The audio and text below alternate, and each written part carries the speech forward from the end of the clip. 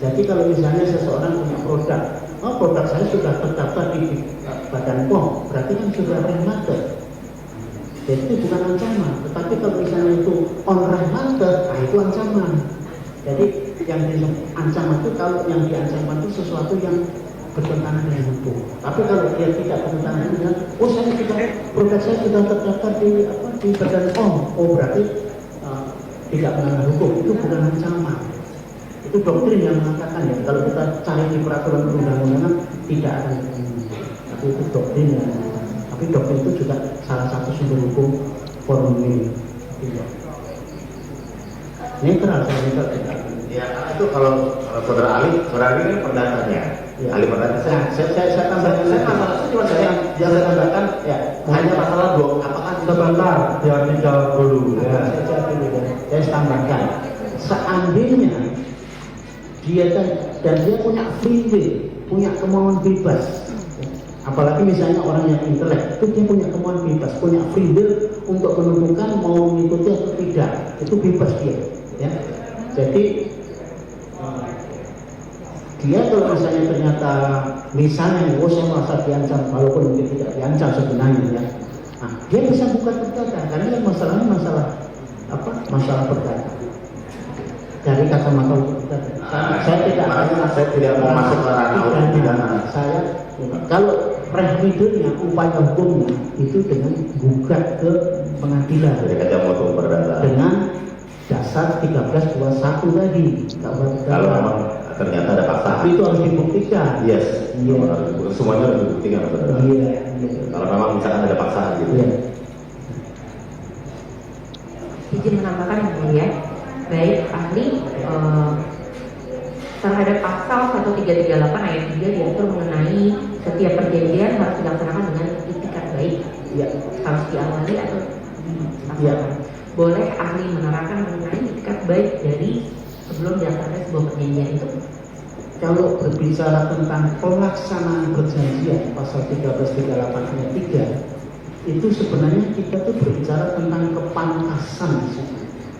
Kalau kepantasan itu nanti hakim yang akan menentukan ini pantas atau tidak. Jadi good faith ya, through ya, itu berbeda dengan relative dengan kepantasan. Kalau kepantasan itu sifatnya objektif, kalau etikat baik itu masih karena belum melaksanakan, masih orang mengadakan perjanjian tanda tangan dengan etikat baik. Tapi begitu pelaksanaan, itu berarti itu kepantasan. Jadi kalau berbicara kepantasan itu menjadi ranah majelis hakim. Apakah ini pantas atau tidak, pasal 1338 ayat 3 kan? Ya. Nah, itu kewenangan hakim yang menentukan. Ya.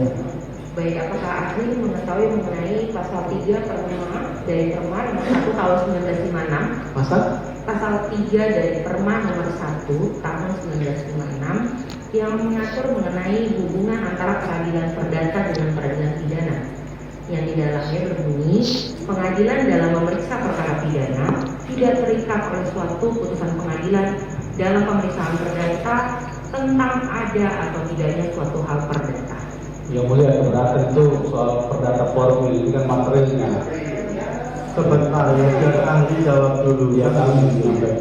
Ya, Mas ahli itu udah kita ingatkan kok bahwa dia itu akan menjawab sesuai dengan keahliannya.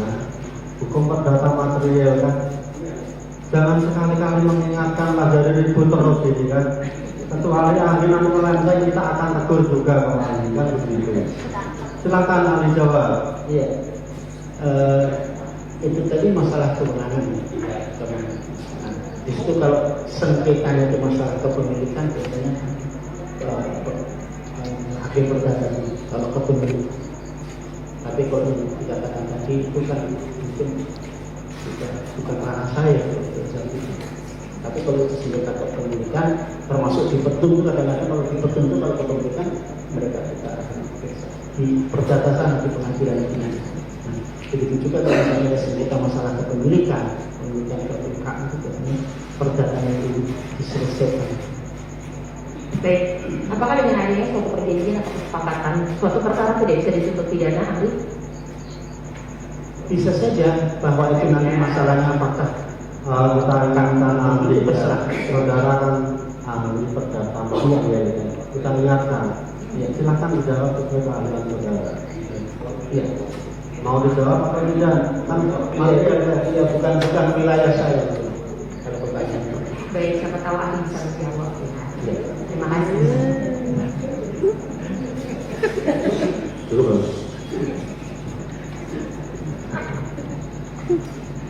Baik ya, kita mungkin dengan kita ahli, tapi ahli menerangkan terkait dengan kepangkasan ya, dan itu dikembalikan kepada nilai hakim ya. Nah, di dalam hukum perdata selain kepangkasan seperti itu, ada yang namanya kelaziman ya, di dalam suatu kesepakatan. Itu pendapat ahli bagaimana terkait dengan suatu kelaziman yang terjadi di dalam suatu perikatan. Iya. Memang kelaziman itu juga pernah terjadi waktu saya masih ingat waktu masih kuliah dulu itu mengenai kelaziman bahkan norma hukum itu kalah dengan kelaziman. Contohnya orang yang menyewakan rumah, dia sewakan, dia terus itu kalau dia mau minta bayaran itu dia yang nyuruh datang ke para penyewa. Padahal menurut undang-undangnya, dalam data itu, saya lupa pasalnya persisnya, tapi di situ dikatakan bahwa itu pembayaran itu kalau tidak diperjanjikan harus dibayar di tempatnya si yang pemilik rumah yang menyewakan. Tapi itu ternyata sudah berlangsung lama si pemilik rumah tadi menyuruh mendatangi bayar sewa. Suatu saat dia mau memutus perjanjian sewa menyewa itu dengan cara udah dia nggak nagih lagi. Dengan alasan dia berdasarkan pasal 1392 bahwa menurut undang-undang ini harus dibayar tempatnya si pemilik rumah. Tetapi oleh hakim itu diputus bahwa hukum kebiasaan itu yang berlaku. Jadi norma hukumnya itu kan. Tetapi ini norma hukum yang sifatnya unvoluntary, bukan doing right, bukan hukum memaksa ya. Kalau hukum yang mengatur ya, regular right atau hukum tambah unvoluntary itu bisa disampaikan. Tapi kalau hukum yang memaksa doing right, ya, mandatory law, nah, itu nggak bisa disampaikan. Nah, itu. Ahli ya, 1320 itu ada 4 syarat ya. Syarat yang terakhir ada suatu sebab yang tidak dilarang. Pertanyaannya adalah suatu sebab yang tidak dilarang itu adalah proses menuju adanya kesepakatan atau seperti apa? Silakan.